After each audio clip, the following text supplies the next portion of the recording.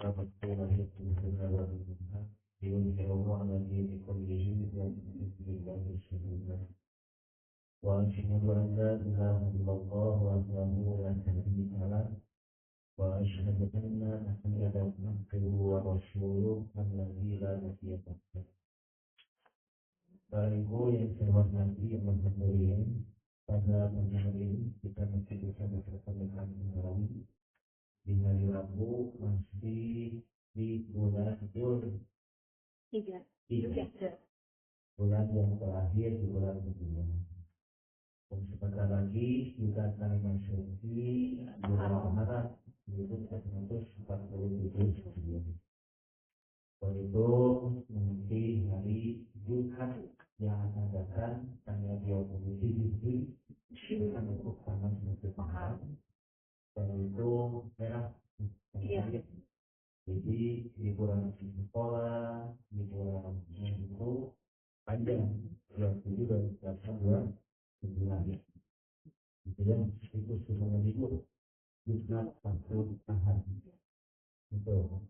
Tapi belum ada yang buat jadi kita masih mobil, mau tua, mau tengah, mau ada yang sangat sehat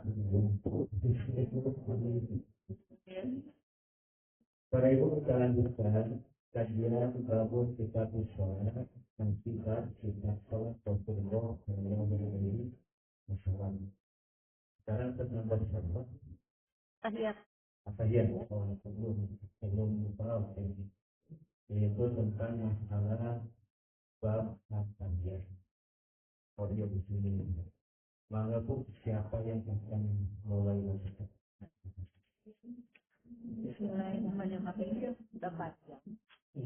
An Abdullah bin Mas'ud radhiyallahu anhu qala attafata ilaina Rasulullah sallallahu alaihi wasallam faqala idza shalla ahadukum falyaqul at-tahiyatu lillah wassalatu wattayyibatu assalamu alayka ayyuhan nabiyyu wa rahmatullahi wa barakatuh. Assalamu alayna wa ala ibadillahi sholihin. Ashhadu an la ilaha illallah wahdahu la syarikalah wa asyhadu anna Muhammadan abduhu wa rasuluh. Summa yatakhayyar minad du'ai a'jabahu ilaihi fayyad'u. Muttafaqun alaih. Wal lafdu bil Bukhari. Dari Abdullah bin Mas'ud radhiyallahu anhu, ia berkata, Rasulullah shallallahu alaihi wasallam berpaling kepada kami lalu bersabda, apabila seseorang daripada kamu sholat, hendaklah ia ucapkan at-tahiyatulillah, yang artinya sekalian bakti ucapan layak bagi Allah dan demikian juga sekalian bakti badan dan bakti harta. Mudah-mudahan bercucuran atasmu, hai Nabi, kesejahteraan dan rahmat dari Allah dan karunia-Nya. Mudah-mudahan bercucuran kesejahteraan atas kami dan atas hamba-hamba Allah yang baik-baik. Aku mengaku bahwasannya tidak ada Tuhan yang patut disembah melainkan Allah sendiri. Tidak ada sekutu baginya dan aku mengaku bahwasannya Muhammad itu hambanya dan pesuruhnya. Kemudian boleh ia pilih dua doa yang ia suka, lalu ia berdoa dengannya. Muttafaqun alaih, tetapi lafaz itu bagi Bukhari. Walin Nasa'i radhiyallahu anhu kunna naqulu qabla an yufrada alaina tasyahud. Dan bagi Nasa'i radhiyallahu anhu adalah kami ucapkan sebelum difardukan atas kami tasyahud atau at-tahiyat. Keterangan, menurut riwayat Nasa'i bahwa Ibnu Mas'ud berkata bahwa sebelum difardukan at-tahiyat itu atas kami ucapkan assalamu alaihi, assalamu ala Jibril wa Mikail. Artinya sekalian kesejahteraan terserah kepada Allah. Mudah-mudahan kesejahteraannya bercucuran atas Jibril dan Mikail. Wali Ahmad anna Nabiyya sallallahu alaihi wasallam allamahu tasyahuda wa amarohu an yu'allimahu nas. Dan bagi Ahmad bahwasanya Nabi sallallahu alaihi wasallam ajarkan dia, artinya Ibnu Mas'ud, tasyahud, dan ia perintah supaya ia mengajarkannya kepada manusia. Keterangan, di dalam riwayat Ahmad tersebut bahwa Nabi ajarkan at-tahiyat kepada Ibnu Mas'ud dan ia perintah dia supaya mengajarkannya kepada muslimin. Wa li muslimin an ibni Abbasin qala karena Rasulullah Shallallahu alaihi wasallam yu'allimuna tasyahud at-tahiyatul mubarakatuh sholawatu thayyibatu lillah illa akhirih. Dan bagi Muslim dari Ibnu Abbas, ia berkata, adalah Rasulullah Shallallahu Alaihi Wasallam mengajarkan kepada kami tasyahud at-tahiyatul mubarakatuh yang artinya sekalian bakti ucapan, sekalian bakti badan, sekalian bakti harta. Hanya layak bagi Allah hingga akhirnya. Keterangan, lafaz at-tahiyat ada macam-macam. Kita boleh pakai mana yang kita senang atau hafal. Asal riwayatnya sah.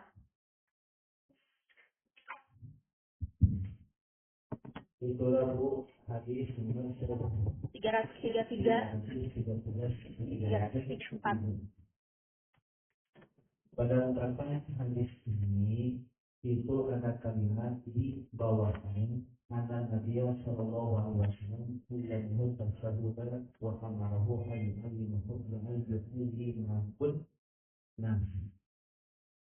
Nabi memerintahkan untuk mempelajari tasawuf dan begitu pun mengajarkannya kepada para kami.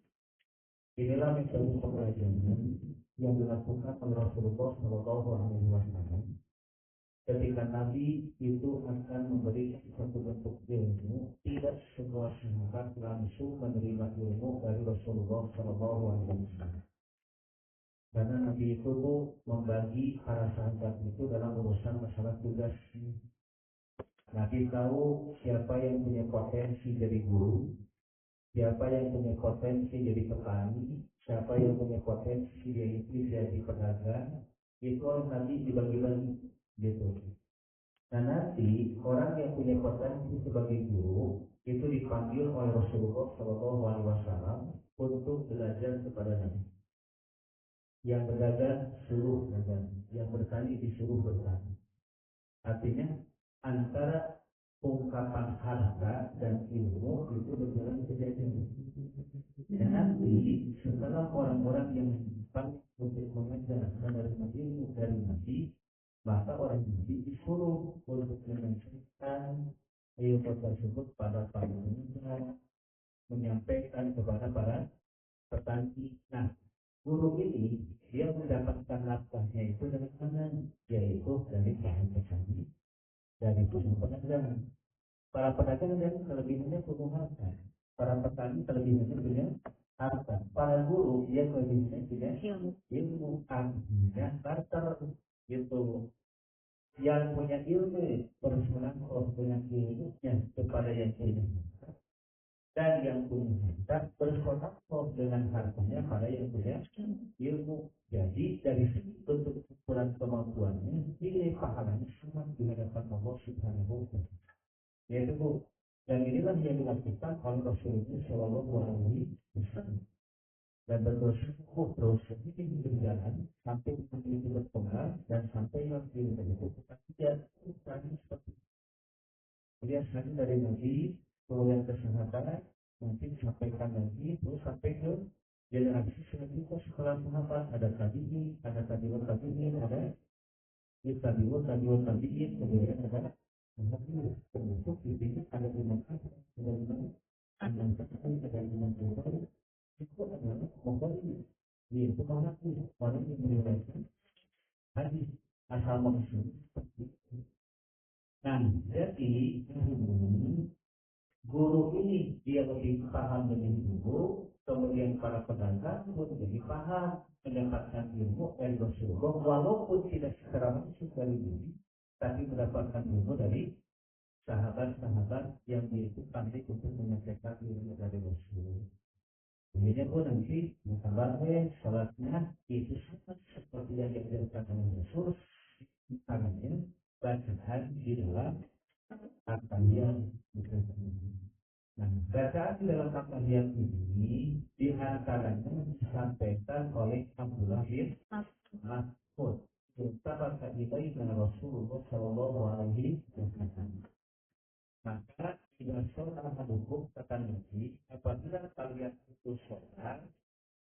Falyakul at-tahiyatu lillah.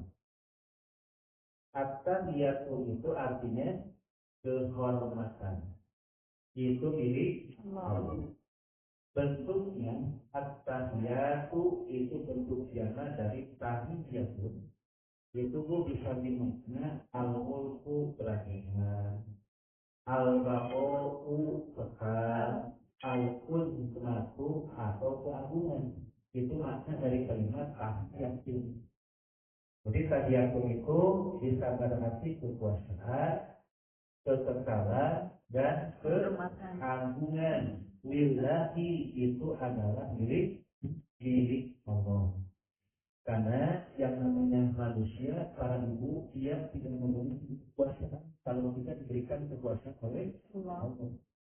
Di surat apa? Ibrahim al-malikul mulka tu'til mulka dan kekuatan mulka dengan kasih. Bahwa Allah itu akan memberikan kekuasaan kepada siapa yang dia kehendaki dan akan mencabut kekuasaan itu dari siapa saja yang dia kehendaki. Jadi kekuasaan itu tetap itu Allah, bukan milik kita. Makanya kalau ibu diangkat menjadi ketua apa aja, itu ada pemberian dari Allah. Ketua PKK nanti tadi Allah, ketua teknis itu adalah pemberian dari tapi pada suatu saat Allah pun akan mencabut kembali. Ketika Allah tidak menghendaki lagi jabatan atau kekuasaan itu ada di tangan kita, maka Allah akan mencabut dengan begitu. Jadi gampang Allah untuk mencabut. Makanya 10 tahun untuk jadi pemimpin itu dengan Allah dia bagi kita gitu. Yang mengatakan dia salah dan diri, jadi begitu kan begitu. Itu akan bisa amanah kepada Tuhan itu. Ujian bagi kita sebagai pemimpinnya dan ujian juga bagi kita sebagai rakyat. Coba Fir'aun bu, dia berkuasa kan betul. Kalau kekuasaan kan gampang, tenggelamkan di laut itu mudah bagi Allah untuk dekat memberikan dan mencabut. Makanya yang apapun yang ibu miliki itu semuanya itu adalah pemberian dari Allah. Saya tahu at-tahiyat dengan itu keagungan, kekekalan, namun tidak ada yang kekal. Yang namanya manusia itu tidak pernah terlepas dari apa sifat panah akan mengalami yang disebut dengan kebingungan. Kalau ibu melihat negatifnya merasa tidak seperti itu, atau kayaknya ketika melihat orang itu kan logis, katanya tidak seperti itu kan. Tapi kita mau menjadi pelajaran kita pun sama akan mengalami seperti yang dialami oleh orang tersebut. Betul.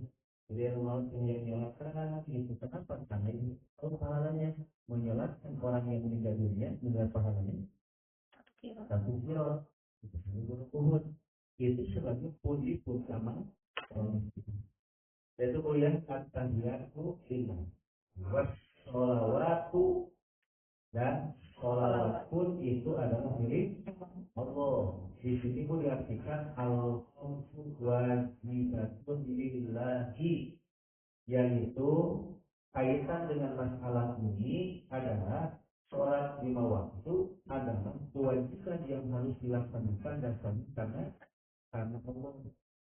Jadi washolawatu bentuk kalimat sholawat pun itu diri Allah, dan di dalam sholawat itu kalian adalah diperintahkan untuk melaksanakan sholat.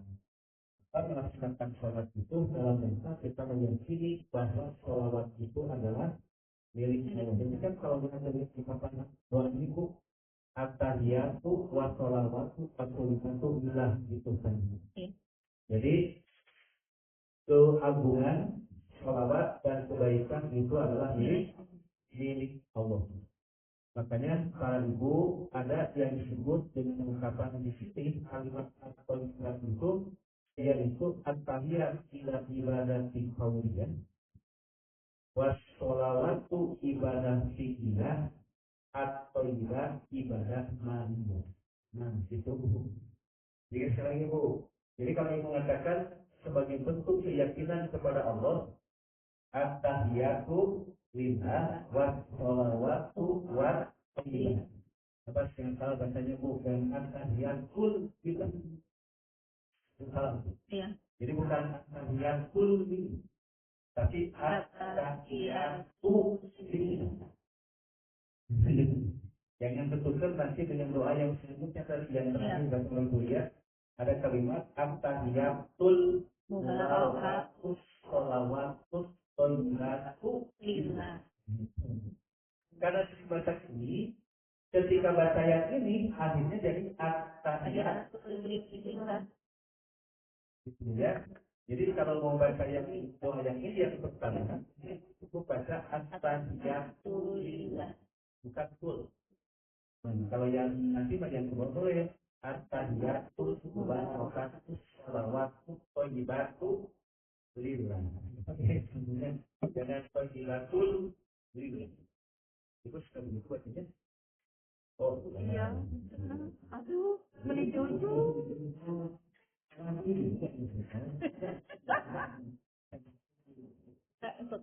kalau katanya itu menjadi syarat ibadah auliyah. Jadi at-tahiyat itu menjadi syarat ibadah auliyah. Kalau ibadah qauliyah mah ibu dari mulai salat Allahu Akbar ibadah qauliyah. Terus baca doa istighfar. Wa subhanaka Allahumma baghfir baini terus Allahu Akbar. Terus baca itu ibadah qauliyah. Gitu Bu. As-sholawatu itu jadi isyarat, yaitu ibadah fikih. Ibadah fikih yang itu yaitu ibadah yang berkaitan dengan pekerjaan. Dalam sholat ada ibadah fikih, ada ibadah auliyah. Itu yang dilakukan di dalam sholat. Wat-thayyibat ila ibadatil maliyah. Kalau at-thayyibat itu adalah ibadah maliyah. Itu Bu. Ini yang ditafsirkan oleh Imam Ibnu Hajar al-Asqalani.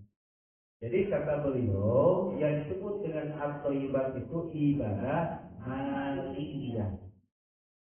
Kalau ibadah maliyah maka tentu yang dimaksud itu jangan sedekah, itu ibadah maliyah. Karena kekuatan agama itu kalau ibu merujuk pada surat Al-Baqarah ayat yang kelima itu kan dikatakan oleh hidup. Apa yang kelima itu Al-Baqarah?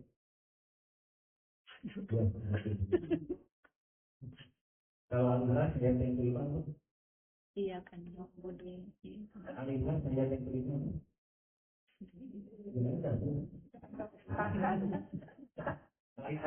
Oh ya, ikhlas.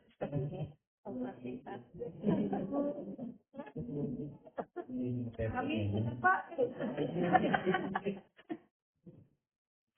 Nah, Ibu di Al-Baqarah ayat 9 wa ma umiru illa liya'budullaha mukhlishina lahu-d-din wa yuqimus sholata wa yu'tuz zakata wa dzalika dinul qayyim. Coba bukan dzalika dinul qayyim, dan itulah agama yang lurus, agama yang tegak. Jadi tegaknya agama dengan apa? Dengan tiga.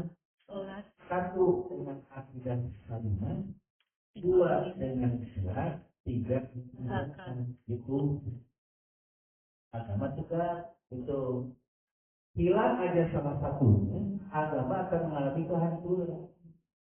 Ada orang yang yakin kepada Allah, saat dia itu yakin kepada Allah, tapi para ibu dia tidak suka sholat, apalagi zakat. Ada yang suka sholat tapi tidak suka zakat, apalagi yang suka zakat tapi tidak sholat. Gitu. Ya rasa saudara mampu kepedulian pada zakat itu jadi karena sholat zakat sana kaitan pemikiran yang sama. Makanya aqimus sholat wa atuz zakat dua kalimat yang ini memang tidak bisa dipisahkan. Dia harus terus bersatu. Makanya kalimat aqimus sholat wa atuz zakat itu diperintahkan setelah Allah menjelaskan tentang akidah. Itu Bu, jadi zakatnya itu disebut ibadah. Ya. Dan zakat itu harus zakat harus diingatkan, harus dikasih. Beda dengan sodako, sodako itu keinginan kita sodako. Kalau zakat itu harus dipaksa. Kalau nggak dipaksa, orang sering lupa bahwa dia punya kewajiban untuk zakat. Nah, ibu-ibu ada nggak kewajiban untuk zakat? Sama nggak keluarkan zakatnya? Tapi tidak semua orang punya kewajiban untuk mengeluarkan zakat. Gitu.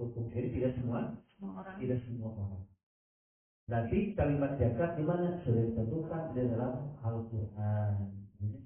Lalu tijaro, perhiasan, harta yang disimpan itu kan harta uang aja, bukan investasi, nggak ada zakat. Ibu nyimpen tanah 100 hektar, terus bayar dia semua itu ibu tidak terkena zakat. Itu. Nah kemudian dari tanaman yang terkena zakat apa? Tanaman kokok kan? Itu habis yang kan? Itu. Ibu punya pohon durian 100 buah tanaman zakat. Kemudian durian tersebut dijual, nggak ada zakat. Dan zakat ada juga jual beli. Nah, sudah ada petani durian. Ibu sebagai penampung beli dulu ke petani itu, kemudian durian tersebut dijual oleh ibu. Nah itu ada zakatnya.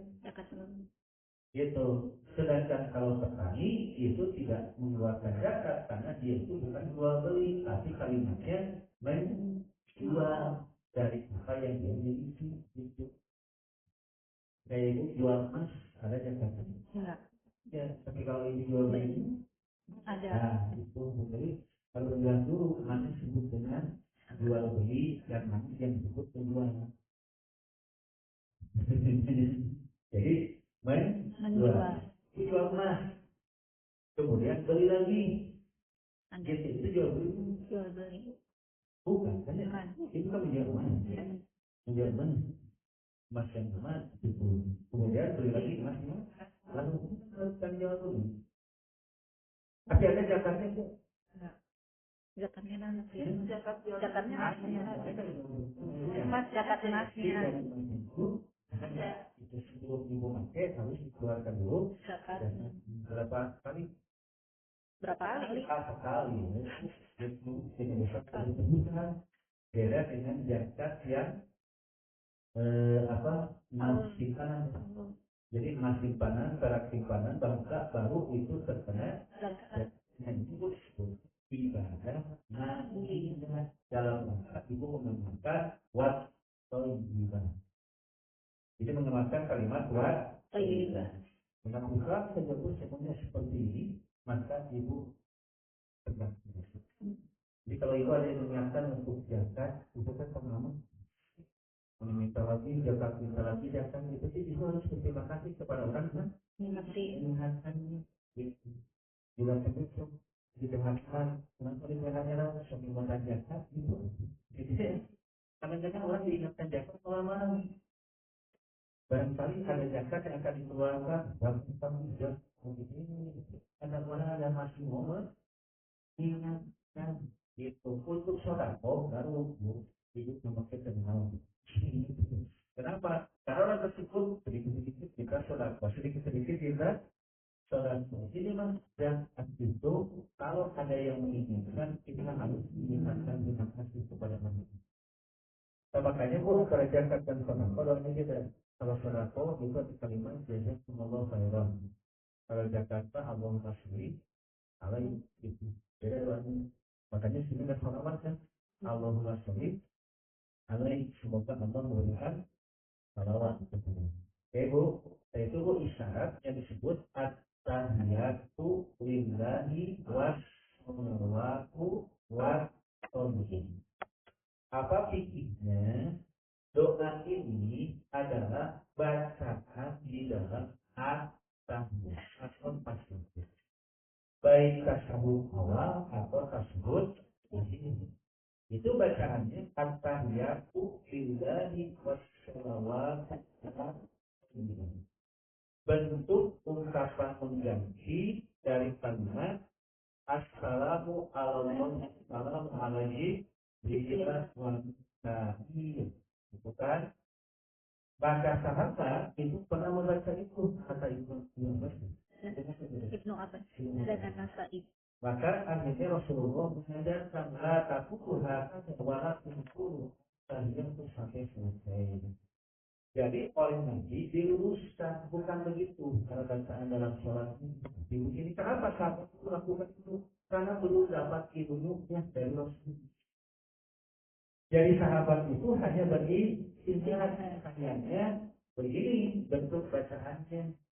Makanya sahabat membuat satu bentuk bacaan yang belum mendapatkan petunjuk dari Nabi. Seperti doa ke pengantin, biasanya orang-orang Quraisy mengatakan Arifa wal Bali. Arifa itu selamat yang mudah-mudahan mendapatkan anak laki-laki. Jadi kalimatnya kalau ada yang menikah, Arifa wal Bali, selamat menikah ya, dan semoga mendapatkan turunan laki-laki. Jadi kalau itu, nah itu saya dibantah oleh kata Nabi jangan berdoa seperti itu, tapi bacalah barokallahu wa barakatuh wa barakatuh alaihi.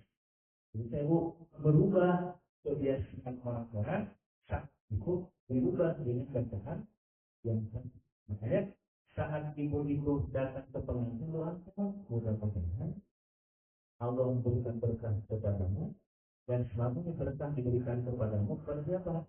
Dan laki-laki wajahnya supaya menkumulatif khair dan menyatukan kalian berdua dalam baik dan kesabaran. Tapi itu yang penting sangat kecil. Dan itu musik dan ibu itu berharapan buat ibu. Ya, dengan seperti ini selanjutnya semoga cepat dapat turun. Itu bahasanya sudah bahasa mudah. Gitu. Tapi ini kenal lah gitu. Cuman yang dibantah oleh Nabi itu semoga mendapat turunan anak laki-laki ini yang dibantah dengan. Kenapa? Karena mereka waktu jadi orang muslim atau orang kafir itu merasa mulia kalau punya anak laki-laki. Makanya doanya Arifah Uwanamin itu jangan lagi. Nah, ibu semua ya. Bahagia, itu bahagia, dua bahagia silahkan. Pengantin. Ibu anaknya banyak dua. Itu bahasa mereka kan seperti itu memang ada dilakukan silakan. Cuma bagusnya mendoakan. Bukan Bu, karena Ibu saya melakukan satu di sini. Dengan yang terakhir yang 314 mundur. bukan selanjutnya ya 335 ngomongnya apa Bu ya? 334 tadi. 334 334 yaitu at-tahiyatul mubarakatus sholawatut thayyibatu. Iya. Ya, terima Bu. Ya, Ibu bacanya yang ini yang sering Bu. Enggak apa-apa sih. Jadi kata at-tahiyatu awalnya begitu. Ada at-tahiyatu lillah wassalawatu wassalamu. Ada juga at-tahiyatul mubarakatus sholawatu thayyibatu. Bagaimana Ibu? Ini riwayat Muslim, kalau yang tadi riwayat Bukhari dan Muslim yang diangkat dari Imam Al-Bukhari. Dua-duanya sih. Kelebihan ini ada apa Bu? Ada al-mubarakat. Ya. Iya. Kalau yang tadi mah al-mubarakatunya tidak ada, kalau di sini mah memakai kalimat al-mubarakatu. Mubarakatu itu disebut jamaah apa Bu? Mubarakatu. Jamaah mana? Yang mana? Kali. Dari bentuk jamaah Barokah. Mubarakatun itu bentuk mufradnya. Nah, yang disebut dengan bentuk mubarakah itu Bu az-ziyadatu wa kasratul khair, tambahan dan banyak kebaikan. Itu Bu yang disebut dengan al-mubarakah. Gitu. Ini disebut dengan kalimat al-mubarakah. Nah, ibu-ibu, di sini ada satu perbedaan. Kalau pembacaan dari at-tahiyatu lillahi was-sholawatu wat-thayyibat, ini lihat di dalam ungkapan syahadatnya. Di syahadatnya itu asyhadu alla ilaha illallah wahdahu la syarika wa asyhadu anna muhammadan abduhu wa rasuluh. Itu kalau at-tahiyatu lillahi makhluk sunnah. Tapi kalau di at-tahiyatul mubarakatus shalawatut thayyibatu Nabi itu memakai bentuk ungkapan syahadatnya itu asyhadu alla ilaha illallah wa anna muhammadan abduhu wa rasuluh. Apakah itu ketetapan yang harus seperti itu? Tidak, Bu. Silakan syahadatnya muliakan. Yang penting ada bentuk kalimat tasyahud. Kalau syahadat itu ada asyhadu an la ilaha illallah wa asyhadu anna muhammadan rasulullah. Itu saja. Ada juga asyhadu an la ilaha illallah wahdahu la syarika lah wa asyhadu anna muhammadan abduhu wa rasuluh. Maka ibu mau melihat. Itu ya. Nah, sempurnanya yang disebut dengan at-tahiyat itu sampai kalimat abduhu wa rasul atau muhammadan rasulullah. Nah, ini doa mu'azzimah. Azimah itu ketetapan yang tidak bisa dirubah. Sekali lagi, azimah itu ketetapan yang tidak bisa dirubah. Itu mutlak Allah dan Rasul yang menetapkan. Ketika ada satu bentuk perubahan, itu perlu dalil. Itu makanya tidak usah dipantas muslimatnya. Kan kena assalamualaikum Nabi masih ada. Sedangkan sekarang Nabi sudah tidak ada. Masa assalamualaikum itu artinya assalamualaikum itu. Nah, inilah ibu-ibu di antaranya muncul satu bentuk perubahan. Ini kan sudah masuk kategori sudah buruk dan yang ajunan maka tidak bisa dibuat. Dosa itu kayak dalam tanda apa doa jenazah itu tidak usah ada kalimat jenazahnya laki-laki ini jenazah perempuannya ini yang merubahnya siapa gitu.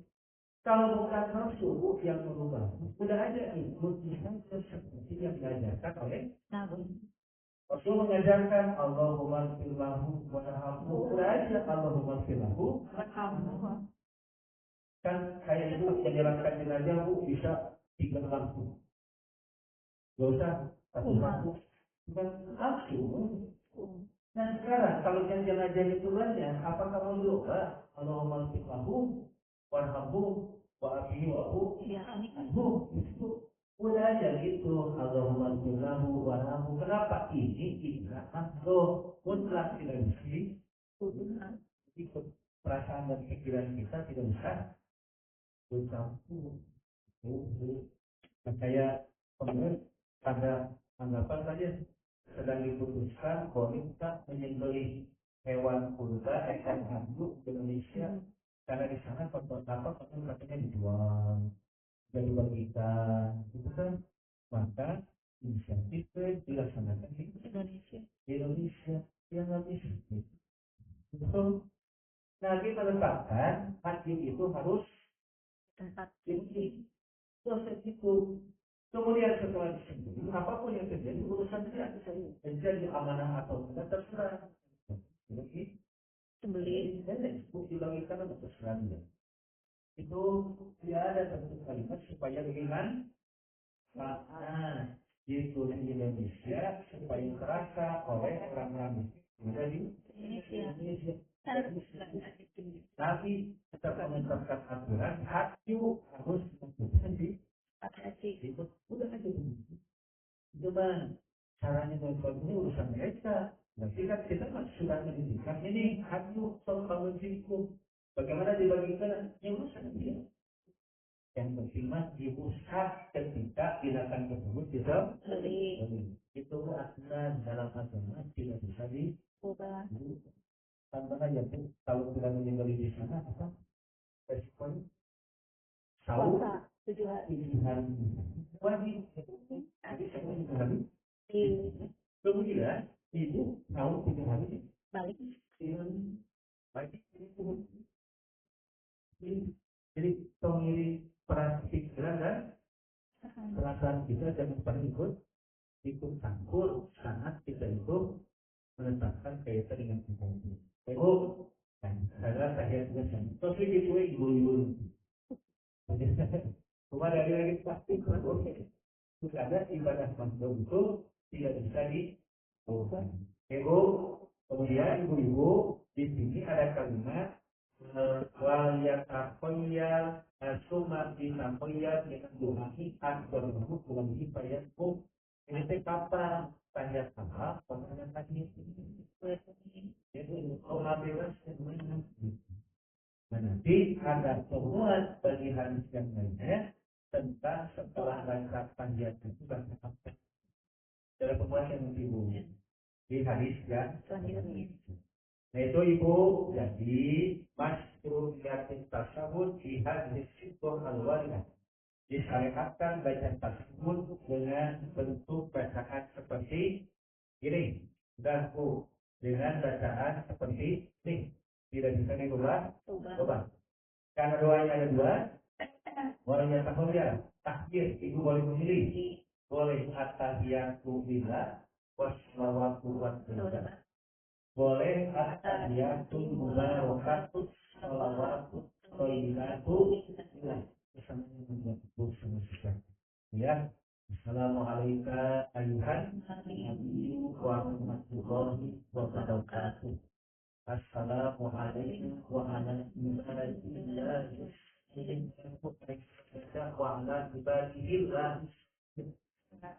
Itu jadi bukan wa ala ibadihil tapi wa ala ibadillah.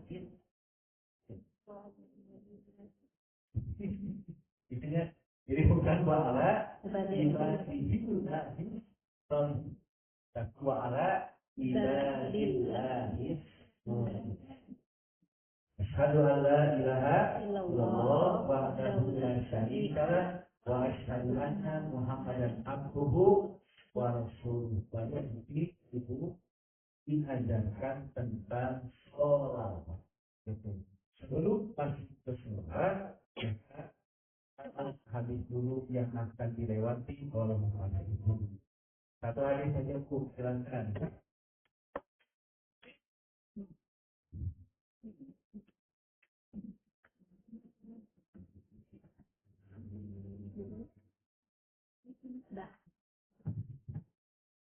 An fadolatam di Ubaidi sholat.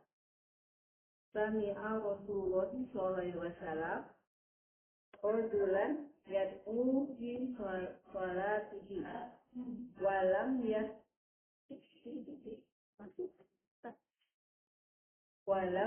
yahmadi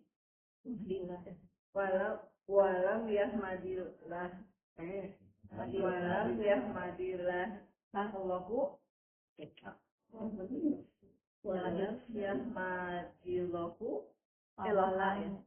walam yusalli ala nabi sallallahu alaihi wasallam faqala adila hadza thumma da'ahu faqala idza sholla ahadukum falyabda bitahmidi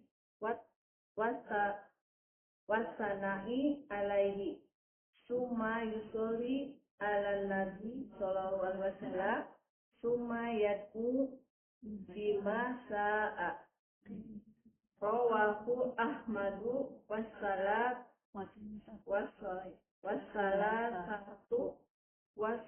wasahahatu Tirmidzi yuwabnu hibana wal hakim.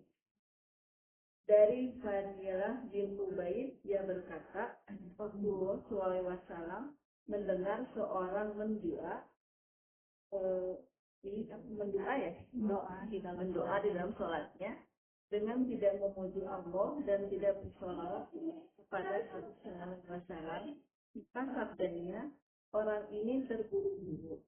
Kemudian ia panggil dia lalu bersabda, apabila seseorang daripada kamu bersolat, hendaklah ia memulai dengan memuji Tuhannya dan menyanjungnya. Kemudian ia bersolawat atas Nabi Shallallahu Alaihi Wasallam. Kemudian ia berdoa dengan apa yang ia sukai. Diriwayatkan dia oleh Ahmad dan disahkan dia oleh Tirmidzi dan Ibnu Hibban dan Hakim. Keterangan hadis ini oleh sebab ada padanya sebutan memuji, menyanjung, bersolawat dan berdoa, maka tempatnya tidak lain melainkan di at-tahiyat. Dua, memuji dan menyanjung itu maksudnya ialah at-tahiyat atau at-tahiyatul mubarakatuh. Bersalawat itu ialah mengucap Allahumma sholli ala Muhammad. Berdoa itu maksudnya ialah doa di akhir at-tahiyat yang dimulai dengan kalimat Allahumma dan sebangsanya. Jadi maksud hadis tersebut bahwa di dalam at-tahiyat hendaklah ada 3 perkara, pujian kepada Allah, sholawat dan doa. Itulah yang disebut dengan bentuk ungkapan hadis yang sering kali kita memahami bahwa saat berdoa itu harus diawali dengan sholawat. Ternyata maksud dari hadis ini bukan ketika doa itu berdoa, kemudian sholawat, memuji, kemudian sholawat. Nah, ternyata kalimat sholawat yang dimaksud di sini itu bukan syarat berdoa di luar bab sholat. Jadi bukan sholawat syarat berdoa di luar bab sholat. Tapi khusus sholawat yang dimaksud di sini seperti yang kita tadi itu adalah dalam sholat. Makanya memujinya itu berkaitan dengan tahiyatnya, doa atau tahiyatnya. Sholawat yang itu adalah membaca sholawat setelah hati baca tahiyatul lillahi sampai wa asyhadu anna Muhammadan abduhu wa rasuluhu baru membaca sholawat. Maka kemudian yang ketiga berdoa, yaitu waliyataqayyad itu yang ibu bentuk kalimat doa itu ada doa khusus di tahiyat akhir yang diajarkan nanti oleh Nabi. Dan itu belum membaca karena sholawat pun kan belum membaca. Nah, setelah nanti ada doa khusus ini baru ada doa bebas waliyataqayyad itu. Jadi tidak begini Bu, karena sangat berdoa dan memuji saja kepada Allah setelah itu baca sholawat lalu saja berdoa. Di dalam hati Rasul Bu, etika berdoa bebas itu hanya ada 2. Satu, ada yang disebut dengan sanahun, artinya memuji Allah dulu. Mana bentuk pujian kepada Allah ini doa bebas ya? Doa di luar sholat atau di luar tahiyat. Artinya itu bisa menggunakan asmaul husna. Yang ibu 99 sudah tahu juga asmaul husna walaupun tidak hafal semua. Sebenarnya yang penting mah tahu lah asmaul husna 99 kita tidak hafal semua. Nah ibu, asalnya silakan untuk memuji Allah dengan asmaul husna. Setelah itu baru yang kedua, al-mas'al. Ibu meminta apa yang ibu inginkan. Makanya nanti ada kalimat yang bomba. Berarti ibu meminta Allahumma pilih, ya Roja, Allahumma duki. Itu kan ya. Kemudian yang paling umum ya Roja, ya Roja itu paling umum. Dikatakan ya Roja. Itu silakan. Ibu pergi dulu. Setelah itu memuji kepada Allah, maka baru ibu meminta apa yang ibu inginkan. Maka meminta pada apa yang ibu inginkan itu ada dia dalam berdoa jiwa sholat. Maka Nabi tidak mengajarkan tentang memuji sholat lalu berdoa. Kalimat pemuji Kemudian sholawat dan berdoa itu berlaku di mana? Ketika itu. Nah di kita kadang-kadang merasa tidak afdol berdoa kalau tidak dibarengi dengan sholawat kepada Nabi, merujuk kepada hadis yang ini. Buktinya Nabi itu menegur orang tersebut ketika dia berdoa tidak memuji Allah dan tidak sholawat kepada Nabi. Ternyata yang dibaca tadi maksud dari hadis tentu yaitu ada memuji, sholawat dan berdoa itu adalah di dalam sholat, bukan dalam doa yang lain. Apa dia? Jadi di yang ini yang terjadi asanaku wa memuji dan meminta dengan itu. Nah, ketika ibu nanti setelah memuji kemudian meminta, satu hasilnya kepada itu apa alam jawabannya? Allah. Itu yang pernah kita berdoa menginginkan dijabani itu yang salah. Jadi terserah kita di jalan bukan Allah itu maaf. Mengajukan nanti diakses dan tidak diakses ini itu Allah yang menentukan. Itu ya.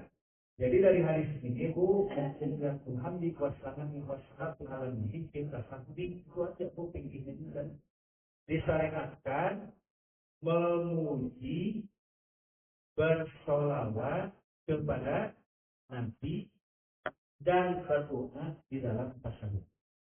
Itu pikirnya juga. Jadi disyariatkan memuji bersolawat kepada Nabi dan berdoa di dalam tasawuf. Makanya oleh Nabi Ibnu Hajar hadis ini tidak ditempatkan di dalam bab doa, tapi ditempatkan dalam bab sifat sholat, yaitu bab sifat sholat Rasulullah Shallallahu Alaihi Wasallam. Itu Ibu kaitan dengan bacaan at-tahiyat. Jadi pun cuma menjelaskan tentang at-tahiyat secara umum. Walaupun sholawat itu ya. Iya, walaupun doanya yang diajarkan Nabi terus tapi saja tempatkan di sini di tengah-tengah tempatkan antara doa tahiyat bacaan tahiyat dengan berselawat dan doa. Dan nanti insya Allah untuk salawat dan doa ini kita akan bahas tabu yang sudah sampai 335 pas isinya 335. Maka Ibu, kalau ada hal yang perlu ditanyakan, insya Allah nanti membahas tentang bab salawat dan doa yang khusus yang dibaca oleh Nabi di ayat panjang. Benar, Ya Ustaz mau bertanya bacaan nambahin apa namanya ucapan Sayyidina. Ini dari dulu ya. Maksudnya dari waktu saya kecil juga ada guru-guru saya tuh ada salah satunya yang menambahkan itu gitu. Terus sempat saya praktekkan juga, terus akhirnya pas saya tahu tidak ada penambahan Sayyidina. Tapi sekarang tuh kayaknya aneh gitu kalau hanya Sholli ala Muhammad gitu tanpa Sayyidina itu aja. Begitulah bunyinya. Kenapa saya ngomong ini? Yang disebut dengan bentuk Islam itu, ini bukan dengar dulu ya. Bada'a ghoriban. Asalnya itu dalam keadaan asing kan? Iya. Wasaya ulu ghoriban sama bada'a. Dan akan kembali lagi di sini seperti ini. Dan kenapa sangat itu ahli? Karena orang-orang Arab itu tidak terbiasa melaksanakan ajaran seperti yang diajarkan oleh Rasul. Kebiasaannya mereka itu kan menyembah kepada Allah itu melalui berhala. Lalu oleh Nabi dirubah bahwa menyembah kepada Allah itu harus langsung, tidak usah melalui perantara. Nah, termasuk yang Buya sampaikan barusan. Kalau seandainya dulu pertama kali kita mendapatkan ilmu itu diajarkan Allah sholli ala sayyidina. Ibunya sudah melakukan ini. Kenapa? Karena dari dulu pertama kali dulu mendapatkan pelajaran itu. Lalu disampaikan ini si Rasul, itu kan seperti orang Arab Quraisy dan nyembahnya dulu pelajarannya langsung melalui perantara nyembah Allah sih diajarkan ini sebenarnya. maka otomatis bu goriban akan dianggap aneh. Masalah aneh dari biasanya baca selawatnya Allahumma sholli ala sayyidina sekarang Nabi Muhammad ini memakai sayyidina. Tentu juga dianggap aneh karena pertama kali kita mendapatkan pelajaran itu dari kalimat salawatnya sayyidina. Kalau untuk saya tidak aneh. Dan saya tidak pernah mendapatkan pembelajaran pakai sayyidina. Justru aneh jadi dari dulu pertamanya dia mendapatkan ilmunya itu yang seperti itu. Nah, ketika dilihatkan perkalinya tidak akan terjadi karena memang sudah terpikat oleh kebiasaan. Tadi itu ya kayak berapa bu kaitan dengan hamil kurang 4 bulanan dan itu dikasih tahu tidak ada yang aneh.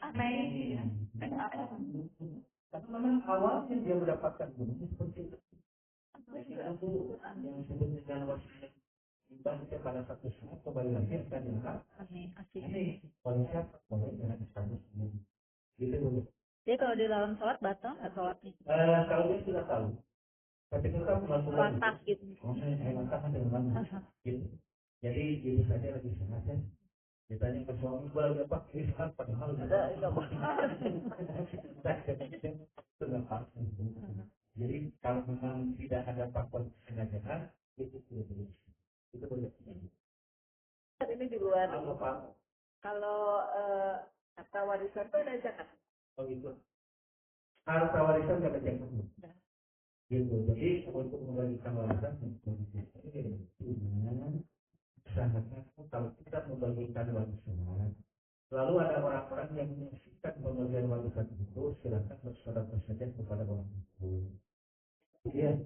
Jadi kita mungkin dapat sekian juta. Jadi ada yang menyaksikan sampai tidak mendapatkan sedikit pun. Nah itu makanya Allah mengajarkan ketika kamu itu membagikan satu juta rikat kepada beri orang-orang yang ada dan sekitar kita yang menyaksikan pembagian warisan itu bu. Itu bukan zakat maksudnya. Saya kata apa masuk pada kategori nilai sedekah. Nilai sedekah tersebut. Kan zakat asli. Kita kan murni. Oh gitu.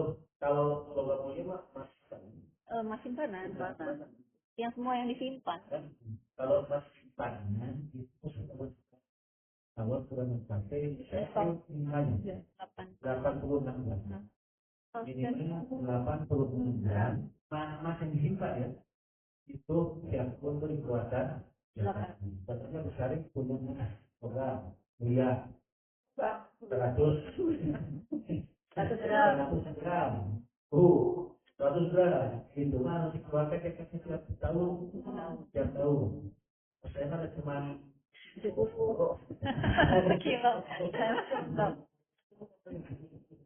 terus yang juga jangan buat dengan setiap tahun.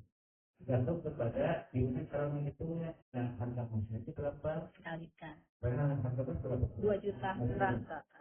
1980. 1980. 2 juta kan? 2 juta saja mungkin. Berarti kan kalau 2 juta, kalau 100 juta, 200 juta. 200 juta. Juta. 2,5%-nya berapa? 4 juta setengah. 4 juta setengah. 4 juta. Keluarkan 4 juta. Kalau misalkan sebelum 1 tahun kita sudah paham lah. Kena zakat. Kena zakat. Itu kan kata-kata sebelum. Kata-kata keluarga. Aneh. Bisa. Oh, ini. Hilang kurang lain. Nah, udah tahun. Kita mau 1 tahun, 2 lagi. Itu bulan depan 1 tahun. Beli lagi. Karena itu kalau saya cari dapat jual beli kan jual beli. Bisa jadi yang apakah hal yang dikeluarkan zakatnya kan ya kebiasaan. Ya kebiasaan. Jadi berapapun. yang disimpan. Enggak, yang pertama dikeluarkan. Oh iya, kalau beli. Ibu Lihat dari dinas Berapa? ini ketika yang mau dipakai keluarkan dasar sudah 1 tahun. Terus tidak usah di kalau pembelian sama jajan mas perhiasan itu zakat itu bukan karena beli karena mau pakai. gitu. Kalau ibu mau minum khas orang Bayar zakat. zakat dulu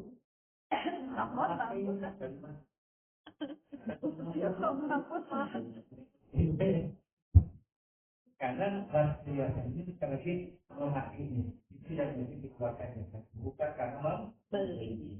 contohnya ibu beli mas perhiasan yang akan dipakai dulu nggak apa-apa yang dulu tidak mengeluarkan zakat dulu karena itu tidak akan memakainya dulu. Tapi kalau sangat ibu memakai maka harus keluarkan dulu Zakatnya. sudah tidak usah zakat lagi. Sudah kalau misalnya ketika sikpen masih itu adik, nah nanti adik itu memakai zakat harus keluarkan zakat. Karena yang kemarin itu kan saya yang mengeluarkan zakat, tapi sekarang adiknya yang mengeluarkan zakat karena anda akan masih masuk walaupun itu mas adik pembeli. Begitu terus ya Bu ya yang saya sampaikan mohon maaf apabila ada kata-kata yang kurang berkenan. Rabbana atina fid dunya hasanah wa fil akhirati hasanah wa qina adzabannar. Assalamualaikum warahmatullahi wabarakatuh. Waalaikumsalam.